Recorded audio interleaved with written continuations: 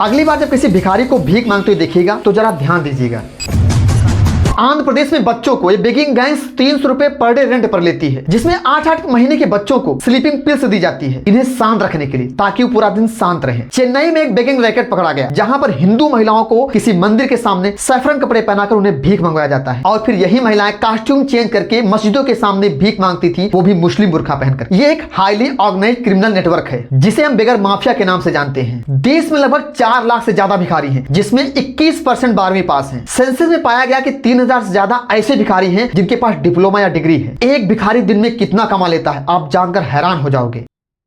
नमस्कार साथियों, साल 2022 की बात है। दोस्तों, कहानी की शुरुआत होती है सन 2022 से। एक daily veg labour Suresh Manjhi काम की तलाश में बिहार से कानपुर गया। ये कानपुर के एक श्रम क्लस्टर में रह रहा था। एक दिन इसकी मुलाकात होती है विजय नाम के आदमी से, जो इसे काम दिलाने की बात करता है। इसके लिए इसे एक कानपुर के झगरकट्टी ब्रिज के नीचे मिलने को कहता है। लेकिन अगले दिन जैसे ही सुरेश वहां पर पहुंचता है, अचानक से इसके पीछे से कोई आता है और इसके चेहरे पर काला कपड़ा डालकर इसे किडनैप कर लेता है। इसके बाद सुरेश को इंटॉक्सिकेट किया जाता है जिससे वो बेहोश हो जाए। फिर उसकी आंखों में एक केमिकल इंजेक्ट किया जाता है जिससे वो अंधा हो जाए। इसी के साथ ही सुरेश की सारी उंगलियां काट दी जाती हैं। फिर इसके बाद उसके शरीर पर कई सारे चोट के घाव कर दिए जाते हैं। ये सब इसलिए किया जाता है ताकि सुरेश भीख मांगने के लिए सुटेबल हो जाए।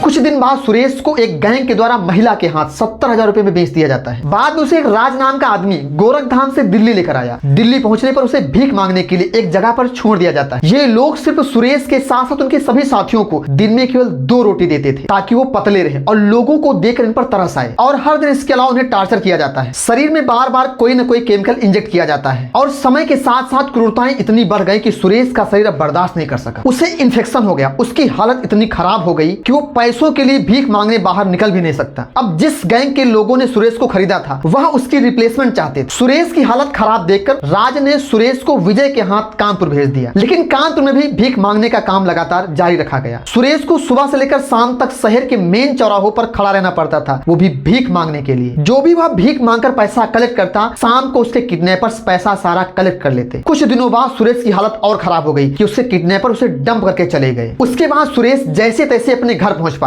और उसकी हालत इतनी खराब हो गई थी कि उसके खुद के घर वाले उसे पहचानने से इनकार कर रहे थे। दोस्तों, ये कोई बनावटी कहानी नहीं है। हालांकि आपको समझाने के लिए इसमें एआई वीडियो का इस्तेमाल किया गया है, लेकिन ये सच में हुआ है। आप स्क्रीन पर सुरेश के असली फोटो देख सकते हो।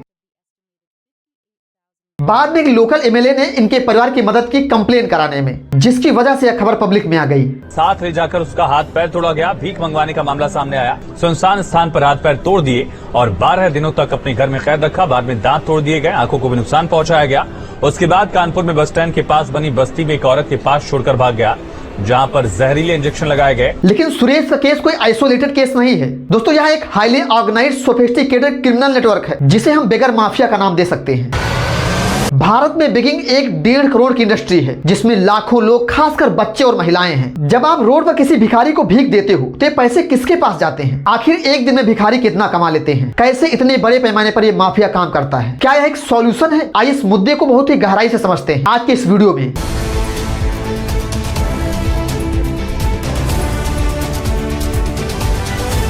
सबसे पहले हमें यह समझना होगा कि कौन है ये लोग जो भीख मांगते हैं और ये भीख क्यों मांग रहे हैं। वर्ष 2021 में इंस्टीट्यूशन फॉर ह्यूमन डेवलपमेंट और दिल्ली सरकार के डिपार्टमेंट ऑफ सोशल वेलफेयर ने एक रिपोर्ट निकाली थी इस मुद्दे पर और डिटेल एनालिसिस की थी, जिससे कि सामने आया कि भीख मांगने के पीछे 2 कारण हैं। पहली मजबूरी, दूसरी चॉइस। ज्यादातर लोग जो भीख मांगते हैं उन्होंने शुरुआत में मजबूरी के कारण भीख मांगना शुरू किया था। करीब 62% लोग गरीबी के कारण, वहीं 42% लोग मजबूरी के कारण, 24% लोग बुढ़ापे या डिसेबल्ड होने के कारण, 6% औरतें विधवा होने के कारण और बचे 3% लोग नशे या ड्रग्स की लत के कारण भीख मांग लेते हैं।